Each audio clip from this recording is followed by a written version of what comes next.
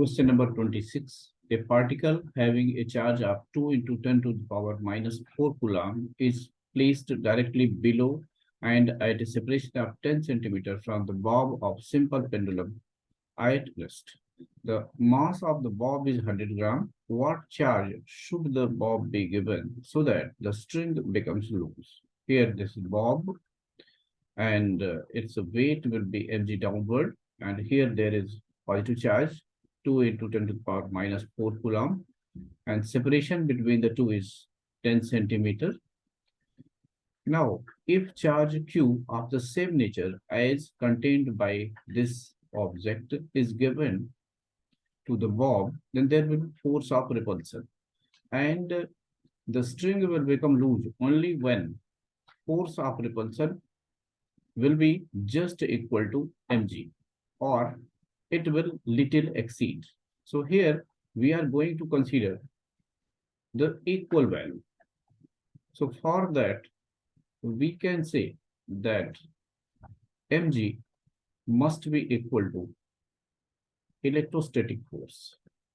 So m is given as 100, and g we can take as 10. So this is 100 grams. So we can divide it by 1000. And Fe is electrostatic force, which is 9 into 10 to the power 9 into charge. So first charge is 2 into 10 to the power minus 4 times second charge is to be found divided by separation square, and separation is 10 centimeter. So we can write it 10 upon 100 square.